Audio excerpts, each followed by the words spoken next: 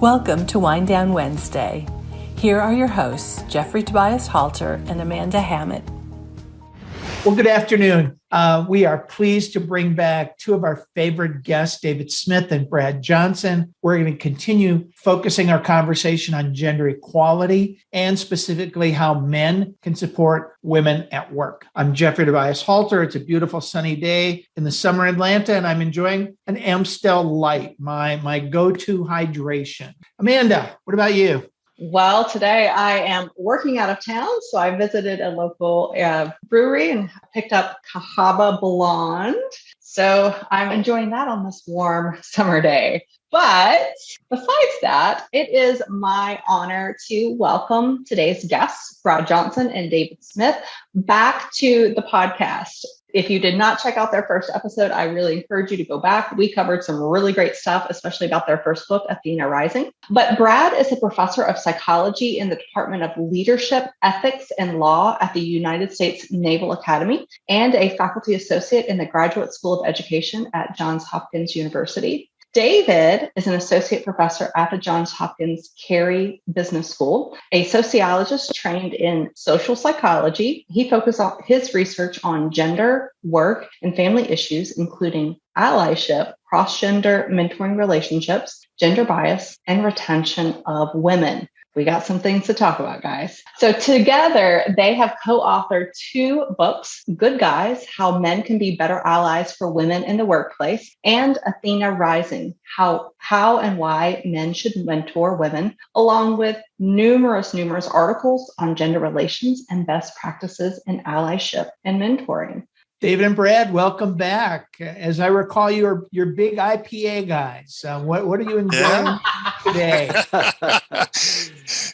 Yeah, so I love following in Amanda's footsteps here. You know, when you have to have a local brewery, right? And so here in Maryland, one of my favorites is Cushwa Brewing, and having a Cush New England hazy IPA today. So something to cool us all off. That's right. Yeah, and can I just offer that when we go to a restaurant or a bar with our wives, they roll their eyes because Dave and I always order the same beer, like we're tight at the hip. So today I don't have exactly the same beer, but I do have a hazy IPA, just like my co-author. Mine is the Three Floyds Barbarian IPA. You barbarian, Brad. Barbarian. Yes, I like that. Wonderful. Well, I'm excited. Apparently Jeff and I are going to have to do a tour with tasting all of the drinks of our guests. But let's just channel back for a second to the last time you guys were here. We talked about your very first book, Athena Rising. And today I'd like to talk a little bit about Good Guys. So what prompted Good Guys? Want me to kick off, Brad? Yeah, why don't you kick? Yep. Yeah, so it's interesting. You know, I think it was not the book that we had intended to write. Let me just start with that. The inside scoop here, right? We had another book, and we may get to this someday, right? I hope, Brad, writing. But it was one of these. So in 2017, we were busy talking about Athena Rising, but because again the Me Too movement had really gone widespread, it was shifting and pulling us into all sorts of different kinds of conversations, and much more broadly about not just mentoring and sponsoring, which again are important, but the broader idea about how do we show up as allies in the workplace? What does that look like? What do women say they most appreciate? And there just wasn't a lot out there from a gender perspective, and certainly not a lot written by men, talking kind of messaging to men about what women most appreciate and what is really effective, what works, what are the tactics and strategies. And so we had a real quick planning session like, hey, what do you think about shifting gears and moving over? And let's focus on this idea about men as allies. I think the timing is great. And of course, this was pre-COVID as we were getting into starting the work around this, although the book was published during COVID. But yeah, we had no idea. Again, the timing of it, I thought really worked out really well for lots of big social movements and events that happened following, again, Me Too and other things. Okay. I thought there might be more there from Brad, but we're going to jump into the next question because I find it fascinating. It's an area that I deal a lot in my training, and that's gender intelligence. not to be confused with military intelligence. I know you're both ex-naval officers. Give our listeners a brief definition around how you're defining gender intelligence. And then why is this such an important skill specifically for men to hone and refine and understand? Yeah, this is really important. The whole GQ idea, that we often are talking about. I think there are a couple of big elements to this, Jeffrey, and one of them, of course, is I would define it as really developing your own awareness and understanding of the gendered headwinds that women experience and encounter in the workplace. And, some of this can be related to socialization broadly and the way that men and women are socialized differently, but more often it's related to bias in the workplace. And because these things don't impinge on the lives of men by and large, we just don't see it, right? We haven't had to be aware of it. We haven't had to notice it because it really often doesn't affect us. So, what does GQ require? Well, it requires me to show up and self-educate first. So I am not going to put the labor on my female colleagues to teach me all about gendered headwinds in the workplace. There's so much available, right? Listen to Wind Down Wednesday podcasts, read great books, read all kinds of research that's available on the experience of gender in the workplace. So do that work first. And then begin to take this into the workplace. And you can, start with just some of the most common headwinds. So let me just give you a couple that always come to the top. How about prove it again? We know that men constantly get promoted on potential. Women always have to show it over and over again. How about the maternal wall? If Dave and I are interviewing for a job and it comes up that we're parents, people are like, oh, that's great. If that same conversation happens with a woman, she is less likely to get hired. She'll get a lower salary. She's seen as too distracted. And then how about the experience of women of color, right? Invisible, double jeopardy, facing the headwinds of both race and gender. So self-educate about that, then go into the workplace and begin just checking in with women that you've earned trust with. Hey, I've been reading about this or listening to this great podcast. I'm really curious. Is this going on here? Am I missing it? Has this been part of your experience? And what I'd love to do there is ask to ask. Would it be okay if I asked you about your experience? Is there anything that you can share with me about something I can be more aware of or do more effectively that would make your job easier, make it better for you to come to work? That gives her the option, to share that or not. I'm not going to make it awkward and, demand that she share her personal experience of that. And then after asking to ask, after learning, I'd like to really employ that gender intelligence using better situational awareness in my next meeting. I'll just use that as an example. In my next meeting, am I actually noticing some of the dynamics I've been reading about? Were key women even invited to the meeting? Do they seem comfortable? Are they all pretzeled in on themselves physically because men are man-spreading, right, around the table? Are women being interrupted? Are women having their great ideas stolen? Now that I've educated about some of this, now suddenly I'm in a position to actually notice it and then say something, So if it's that classic bro-appropriation where Amanda's just shared a terrific idea and Jeff gets credit for it by the end of the meeting, I can say, hey, Jeffrey, great idea, but can you just help me understand how that's different than what Amanda said 15 minutes ago? So, boy, the GQ just enables me to show up more effectively at work. I love that. So let me ask you guys this.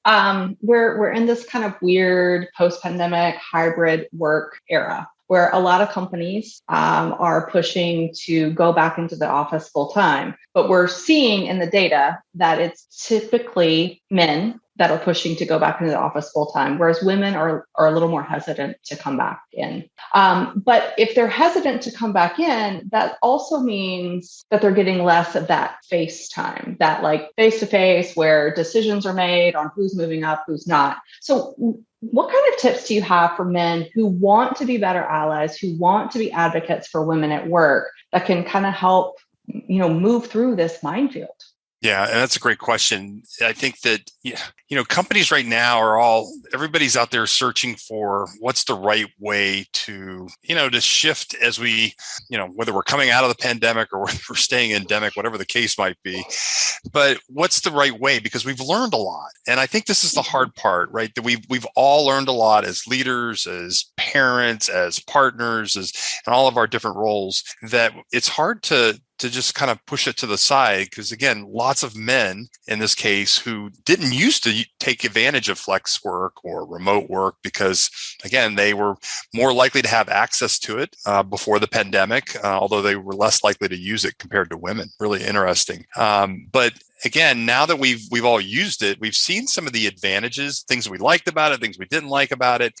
We can see that, in some cases, I can be more of who I want to be. So more holistically, not just at work, but at home as well. And I can do both. And I can do both and very effectively and efficiently. And I think that's the challenge. Is there are a lot of men who have learned that, but then they're remembering kind of the pre-pandemic days of, oh yeah, but I'm supposed to be back in the workplace. All this messaging we get about, well, to be a good worker, this ideal employee, I've got to be back physically in the workplace. And that pull is something that we are having to work against. But I think there's also something here, really interesting when you mentioned about with women, a little less more hesitant about coming back. And lots of reasons for that. One is that the workplace hasn't changed enough in terms of providing caregiving options for women and men, right? And so the caregiving piece of this, the childcare piece, other caregiving aspects, parental leave, paid sick leave, all of these things that we know we've learned, again, through the pandemic are really important.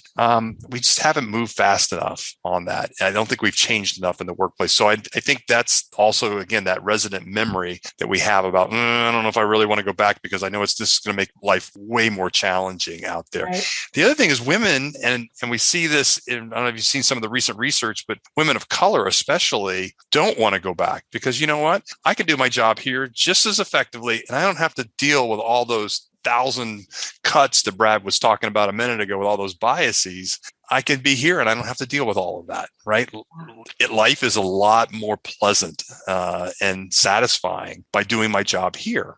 So unless the workplace has changed, which it really hasn't, why wouldn't I want to stay there? And the real challenge of all of this is that, we're going to end up with this two-class culture, right? Where we have those who are in person, which we've already seen the early trends that tends to be more likely to be men. And again, the whole FaceTime, the the networking, the opportunities, the sharing of stretch assignments, the information, all of that is not, if we don't plan accordingly, we're really going to create a worse situation than we already had. Yeah. Go ahead, Brad, please. Well, so I was just going to add the thing that, in addition to all the advocacy Dave is talking about and all the willingness on the part of men to share in these programs, right? It can't just be, hey, let's have this for women. You need to take your parental leave. You need to stay home. Dave and I describe this as leaving loudly. If men are not coming out of the pandemic, leaving loudly, being very transparent about their caregiving obligations, and this can be for parents or children, if they're not role modeling for junior men that this is a priority and this is how we do it, we leave loudly, we don't sneak out the back door when we have a caregiving obligation, then I'm afraid it just continues to be something for women, right? That stereotype will continue. Yeah, and this reminds me, McKinsey published some data coming out of COVID, and companies are in various states of coming back or not coming back. But they asked men and women, if you've stepped up at home, are you doing more work? And 70% of men said they were, but only 50% of women said men were actually stepping up. Yeah. And so, touch on this notionship. And I think it's twofold, right? I think one of it is, what does allyship look like at home? But then secondly, to David's point, maybe it's just easier to go into the office because I don't have to do that extra work. So talk about allyship at home. Yeah, boy, we talk about this a lot, Jeffrey. And, it's really funny, just to give you some context. Dave and I are often in front of groups of men speaking about allyship, right? And we kind of get to this point about 15 minutes into the talk, right before we get into the tactics, right, about how you do it at work. And you can just see the guys. We've already gone through the business case and why this is good for everybody. And so they're fired up. They're ready to put on their ally cape and, dive into the workplace and be heroic. And we have to actually say, dudes, this starts at home. If you don't show up at home as a full partner, whatever that means in your partnership, don't be shocked when your workplace constantly has a gender pay gap. You can't retain and you can't advance as many women as you would like to, because this is good for your business. It should just be crystal clear to us that unless men share at home, women are never going to have the opportunity to take advantage of advancement at work. It's just never going to happen. So right now, the World Bank says we're about 200 years out, right, to get to gender pay parity on our current trajectory. And I think the one thing that could really speed that along is men going home and doing what Dave and I call a domestic audit, right? And especially if you're partnered with a woman. Go home and say, hey, am I really pulling my weight when it comes to childcare and homeschooling and domestic work? And when you get the answer, which is probably, yeah, no, not so much, don't get defensive and just be thinking, all right, how do I up my game?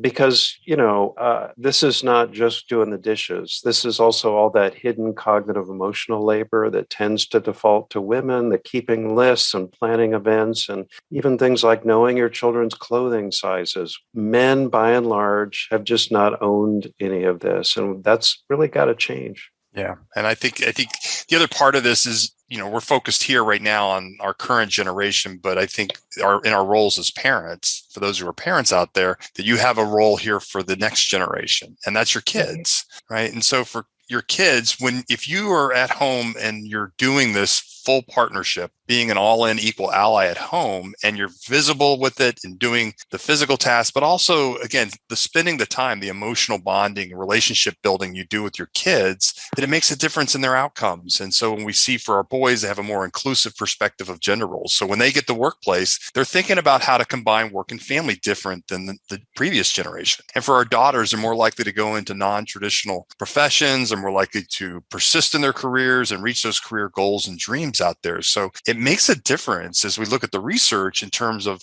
what we're doing at home as parents, because we're actually role modeling this for our kids. Guys, I don't know if you have this resource already or if you teach something on this, but just this idea of this home audit, this is a game changer, because I think this is an eye-opening experience for a lot of people. So, Yeah. Act on it. And one of our favorite resources on this topic, Amanda, actually comes from our good colleague Eve Rodsky, and her book Fair Play. We've recommended that so often, but I think that can be, if you need a manual on how to do the audit as a couple, that's a good way to do it. She has a lot of fun with it. She has a deck of cards. You can divvy up your tasks by groups and types, and if you own the card, then you got the work. I love it. That is phenomenal. Well, Eve's a genius.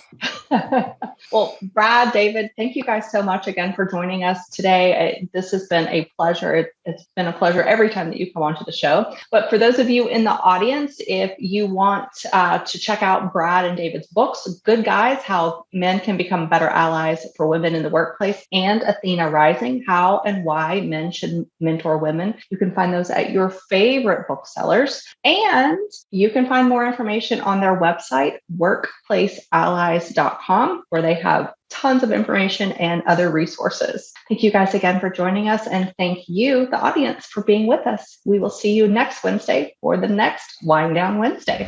I'm Jeffrey Tobias Halter. Thank you for joining us this week for Wind Down Wednesday. Thank you for joining us for Wind Down Wednesday. If you like this episode, please subscribe to receive more episodes straight to your inbox.